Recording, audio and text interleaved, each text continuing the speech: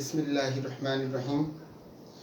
সুপ্রিয় চুকনগর কলেজের একাদশ শ্রেণীর হিসাব বিজ্ঞান বিষয়ের ছাত্রছাত্রীবৃন্দ, সবাইকে অনলাইন ক্লাসে স্বাগতম। আমি গত ক্লাসে তোমাদের ব্যাংক সমন্বয় বিবরণীর উপর একটু ধারণা দেওয়ার চেষ্টা করেছিলাম। বলেছিলাম যে আজকের ক্লাসে ব্যাংক সমন্বয় বিবরণীর একটা অঙ্ক করাবো। আমরা ব্যাংক সমন্বয় বিবরণী অঙ্ক করার আগে একটা বিষয় আর একটু ক্লিয়ার করে নিই যে আমরা যে আমাদের ব্যাংকের যে হিসাব কিতাবটা আমরা সংরক্ষণ করি ওটার নাম হচ্ছে নগদান বই। ব্যাংক আমাদের নামে যে হিসাবটা সংরক্ষণ করে তার নাম হচ্ছে পাস বই। আমি এখানে একটা অঙ্ক লিখছি। দেখো, নিম্নলিখিত তথ্যাবলী জনাব মুনতাসির মামুনের 2016 সালে 31 ডিসেম্বর তারিখ নেওয়া হয়েছে। একটু শর্টকাট করে লিখছি যাতে আমার বোঝাতে সুবিধা হয়। এর এক নম্বর বলছে যে এক নম্বরে যে তথ্য দেওয়া আছে 31 ডিসেম্বর তারিখে নগদান বই মোতাবেক ব্যাংক জমা ছিল 60,000 টাকা। মানে আমাদের হিসাব মোতাবেক ব্যাংকে জমা ছিল 60,000 টাকা। লেনদেনগুলো দেওয়া আছে 2 নম্বরে। ব্যাংক জমার সুদ 2,000 টাকা 31 ডিসেম্বরের মধ্যে নগদান বইতে লেখা হয়নি। এখন ব্যাপার হচ্ছে ব্যাংকে জমা যে আমরা টাকা জমা রেখেছি তারপরে 2,000 টাকা ব্যাংক সুদ দিছে, শুধু সেটা ব্যাংকে জমা মানে পাস বইতে জমা হয়েছে, নগদান বইতে জমা হয়নি।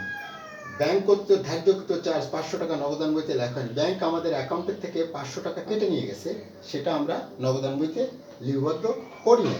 তারপর হচ্ছে আদার জন্য জমাকৃত 25,000 টাকার মধ্যে 3,500 টাকা আদায় হয়েছে। মানে আমরা আদার জন্য ব্যাংকে জমা দিচ্ছি চেক 25,000 টাকা, তার মধ্যে 3,500 টাকা আদায় হয়েছে, আর বাকি টাকা আদায় এখনো হয় নাই।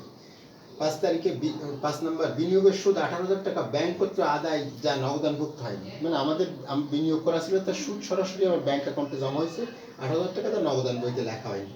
ব্যাংক কর্তৃক দেনাদারের কাছ থেকে সরাসরি আদায় 1500 টাকা নগদানভুক্ত হয়নি। ব্যাংক আমাদের যে যার কাছে টাকা পাবো সরাসরি দেখা গেল সে ব্যাংক অ্যাকাউন্টে জমা করে দিচ্ছে, অথবা ব্যাংক তার কাছে টাকা আদায় করে নিয়ে আসে 1500 টাকা, আবার নগদানভুক্ত হয়নি সেটা। 15,000 টাকার ইস্যুকৃত চেকের মধ্যে 31 ডিসেম্বর তারিখ পর্যন্ত পরিশোধের জন্য উপস্থাপন করা হয়েছে 6,000 টাকা। মানে আমরা যে চেক দিয়ে দিছি মানুষজনরে, তারা দিছিলাম হলো 15,000 টাকা, কিন্তু মাত্র উপস্থাপন করে 6,000 টাকা, অর্থাৎ ব্যাংকের থেকে 6,000 টাকা গেছে, আর বাকি টাকাটা ব্যাংকে রয়ে গেছে। হ্যাঁ, এবার বলছে কি করণীয় ক নাম্বার, বকেয়া চেক ও ট্রানজিট জমার পরিমাণ কত। মানে বকেয়া চেক, যে চেকটা মানে এখনো পরিশোধ হয়নি সেটাকে বলা হয় বকেয়া চেক, আর যে চেকের টাকাটা এখনো পর্যন্ত আমাদের কাছে এসে পৌঁছায়নি সেই টাকাটা বলা হয় ট্রানজিট জমা। আচ্ছা, এর ক নম্বরের উত্তর যদি আমরা তৈরি করতে যাই, ক নম্বর দিয়ে আমি চেষ্টা করতেছি এখানে তোমাদেরকে দেখানোর। ক নম্বরে বলছে কি, কর 1 বকেয়া চেক। এখন আমরা কি করছি, কিসের এই 15,000 টাকা চেক ইস্যু করছি। এর মধ্যে সরি, আমি বইটা একটু নিয়ে আসি।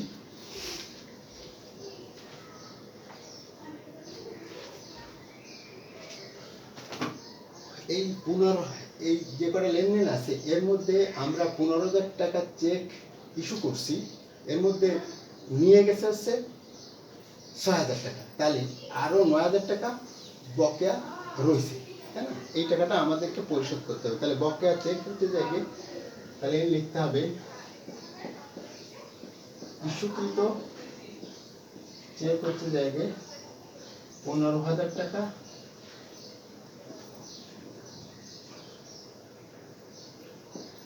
ব্যাংক কর্তৃক পরিশোধ 6,000 টাকা। তাহলে বকেয়া চেক যে টাকাটা আমরা পরিশোধ করি সেটা হচ্ছে 9,000 টাকা। আমাদের যে বিষয়টা আমাদের ভালো করে জানতে হবে যে আমাদের বকেয়া মানে চেক বলছে ক নাম্বার চাইছে কি বকেয়া চেক ও ট্রানজিট জমার পরিমাণ কত। বকেয়া চেক মানে আমরা যে চেকটা ইস্যু করে দিচ্ছি তার মধ্যে যেটা পরিশোধ হয়ে গেছে সেটা আমাদের কোনো সমস্যা নেই, কিন্তু যেটা পরিশোধ হয়নি সেই টাকাটাই বকেয়া চেক। আমরা চেক ইস্যু করেছি এই অঙ্কগুলোর মধ্যে, শুধুমাত্র চেক ইস্যু করেছে হচ্ছে 15,000 টাকার 7 নম্বর এন্ট্রিতে, এবং সেখান থেকে মাত্র 6,000 টাকা উপস্থাপন করা হয়েছে, অর্থাৎ 6,000 টাকা ব্যাংক পরিশোধ করেছে, বাকি 9,000 টাকা ব্যাংক পরিশোধ করে নেবে। ওইটা হচ্ছে বকেয়া চেক আমরা হিসাবে ধরে নেব। আচ্ছা, এরপরে যেটা আছে সেটা হচ্ছে যে এর 2 নাম্বার করার একটা এন্ট্রি আছে, সেটা হলো 2 নাম্বার পদ 2 হচ্ছে যে কত ট্রানজিট জমার পরিমাণ, ট্রানজিট জমার পরিমাণ।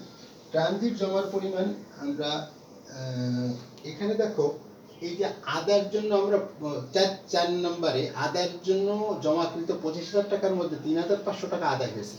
তাহলে এই একটা মাত্র এন্ট্রি আছে যেটা আদায়ের জন্য আমরা ব্যাংকে জমা দিছি, কিন্তু আর বাকি যে টাকাটা সেটা দেখা গেল আসতেছে, এখনো ব্যাংকের কাছে দিয়ে পারি নাই, ওইটাকে বলা হয় ট্রানজিট, মানে পথের মধ্যে আছে ওটা, ঠিক আছে। তাই এটা ট্রানজিট বলা হয়, মানে যেটা পরিবহনাধীন থাকে তাকে ট্রানজিট বলা হয়। এই চেক টাকাটাও ধরে নেওয়া হলো যে এটা পরিবহনাধীন আছে। তাহলে আমরা ট্রানজিট জমার পরিমাণ তাহলে এই লিখতে পারি, মানে এখানে হচ্ছে আদায়ের জন্য যে টাকা জমা দেব তার থেকে যে টাকাটা আদায়ের জন্য জমা ব্যাংকে দিচ্ছি আমরা 25,000 টাকা, বাদ আদায়, আদায় হচ্ছে যে আমাদের 3,500 টাকা। তাহলে এই অনাদায়ী বা ট্রানজিট,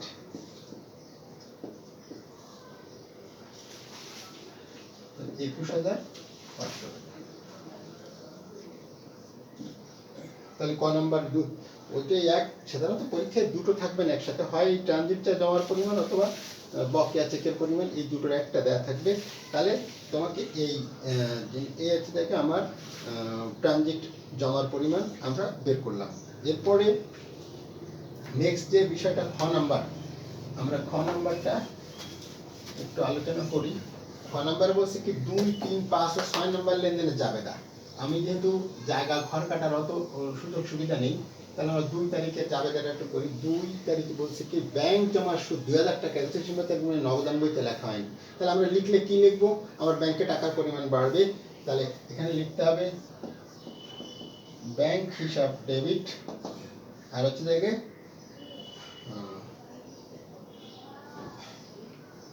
সুদ আয় লিখতে পারো, সুদ আয় ক্রেডিট। এই টাকার পরিমাণ হবে দেখে 2 তারিখে টাকা হচ্ছে ব্যাংক জমা সুদ 2,000 টাকা। এই 2,000 টাকা লিখে আমি জাবেদার শর্ট করে বোঝানোর চেষ্টা করছি, তো ব্যাংক টাকা দিচ্ছি না। 2, তারপর হচ্ছে 3 তারিখ। 3 তারিখটা বলছে কি ব্যাংক কর্তৃক ধার্যকৃত চার্জ 5,000 টাকা, 500 টাকা, যা নগদান বইতে লেখা হয়নি। আমাদের ব্যাংকে সুদ দিছে বলে ব্যাংক হিসাব ডেবিট হয়েছে, যদি চার্জ ধার্য করা মানে ব্যাংক আমার কাছ থেকে কেটে নেওয়া যাও, তাহলে ওইটা হবে উল্টা। তাহলে এখন লিখতে পারি ব্যাংক চার্জ ডেবিট আর ব্যাংক হিসাব ক্রেডিট, এটা হলো 500 টাকা লেনদেনে যাবে না। গেল। এরপরে 2, 3 গেল। 5 তারিখে বলছে কি বিনিয়োগের সুদ 18,000 টাকা ব্যাংক করতে আদায় হয়েছে যা নগদান, তাহলে আমার ব্যাংকে টাকা পরিমাণ বাড়বে। তাহলে ব্যাংক ডেবিট আর হচ্ছে সুদ আয়ও দিতে পারো, সুদ আয় বা বিনিয়োগের সুদ তাও লিখতে পারো।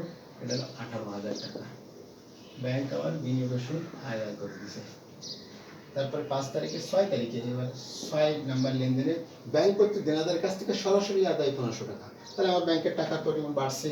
তাহলে ব্যাংক হিসাব আর হচ্ছে দেখে টাকাটা পাইছে কোথা থেকে, প্রাপ্য হিসাবের কাছ থেকে, প্রাপ্য হিসাব ব্যাংক কর্তৃক এই 1500 টাকা। এসে 4 নম্বরের জন্য এই কটা লেনদেন সমন্বয় জাবেদা তোমার করতে বলছে। এরপরে ব্যাংক সমন্বয় বিবরণী তৈরি করতে বলছে। তা ব্যাংক সমন্বয় বিবরণী তৈরি করতে গেলে এই আমাদের যেহেতু আমাদের হিসাব মোতাবেক ব্যাংক উদ্বৃত্ত 60,000 টাকা, এটা আমরা লিখে নিই। আমাদের হিসাব মোতাবেক ব্যাংক উদ্বৃত্ত ৬০,০০০ টাকা। এটা হলো খ নাম্বার চলে গেল। হ্যাঁ, এটা হচ্ছে যে এই খ নাম্বার, তারিখ দিতে পারিনি, খ নাম্বার গেল। এরপরে ক নাম্বার আমরা করব।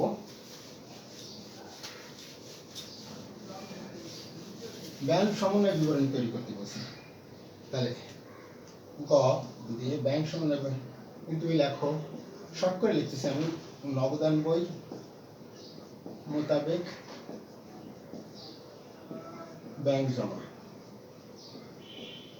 আমাদের আছে ৬০,০০০ টাকা। এর সাথে কিছু এন্ট্রি যোগ আর কিছু এন্ট্রি বিয়োগ। আচ্ছা, প্রথম হচ্ছে যে এই আলাদা ৬০,০০০ টাকা লিখলাম। ব্যাংক জমার সুদ ২,০০০ টাকা একত্রিশের মাধ্যমে নগদান বইতে লেখা হয়নি। ব্যাংক জমার সুদের মাধ্যমে ব্যাংকে টাকার পরিমাণ বাড়ছে আমরা জানি না, তাহলে আমাদের নগদান বইয়ের সাথে যোগ না দিলে তো ব্যাংকের সাথে মিলবে না। তাহলে আমরা এটা লিখতে পারি, ব্যাংক জমার সুদ, এই টাকাটা হচ্ছে ২,০০০ টাকা গেল। তারপরে বলছে ব্যাংক করতে ধার্যকৃত চার্জ, মানে আমার ব্যাংকের থেকে টাকা ৫০০ টাকা কেটে নিয়ে গেছে আমরা জানি না, তাহলে আমার নগদান বইতে এটা বিয়োগ করতে হবে। ২ নম্বর ব্যাংক চার্জ ৫০০ টাকা। এরপরে কি বলছে, আদায়ের জন্য জমাকৃত ২৫০০ টাকার মধ্যে ৩৫০০ টাকা আদায় হয়েছে। তাহলে বাকি যে টাকাটা ২১,৫০০ টাকা, এই ২১,৫০০ টাকা তো আমাদের আদায় হয়নি ১ তারিখ। তাহলে এটা আমরা নগদান বইতে বৃদ্ধি পাইছিল, কিন্তু যখন আমরা এই আদায়ের জন্য ২৫,০০০ টাকা ব্যাংকে জমা দিয়েছিলাম, সাথে সাথে আমার নগদান বইতে টাকা বাড়াই ফেলেছিলাম।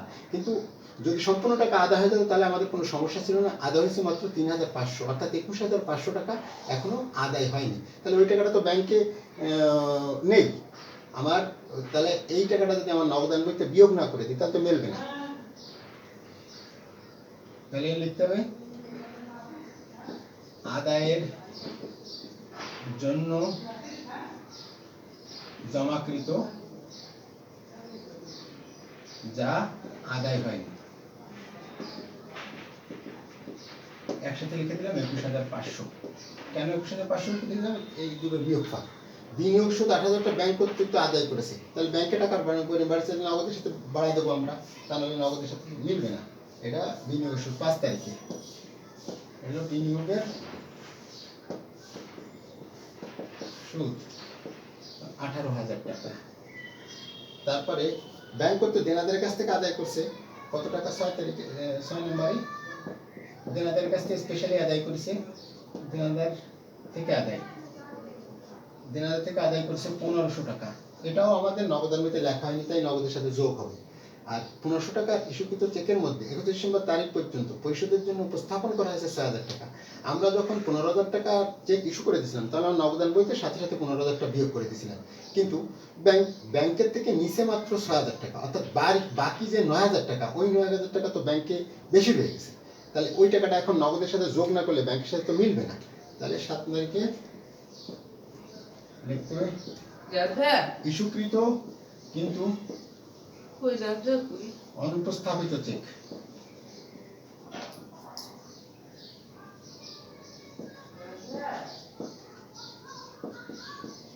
চেক হচ্ছে এই দুটো বিয়োগফল, ১৫,০০০ আর ৬,০০০ বিয়োগফল হচ্ছে ৯,০০০ টাকা, অর্থাৎ এই কটা টাকা। তাহলে ১৮ আর ২ ২০, ২০ আর ৯ ২৯, আর ৩০,৫০০ টাকা হওয়ার কথা। এই ৩০,৫০০ টাকা আমাদের ওই টাকার সাথে যোগ হবে। ১৮ আর ২ ২০, আর ২১ আর ৯ ৩০,৫০০, ৩০,৫০০ টাকা যোগ ৬০ আর ৩০ হচ্ছে ৯০,৫০০। এবার বিয়োগ হচ্ছে ২১,৫০০ আর ৫০০ তো ২২,০০০ টাকা।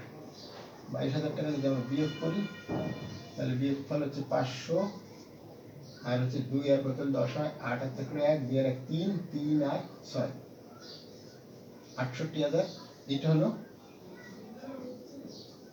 পাস বই মোতাবেক ব্যাংক জমা।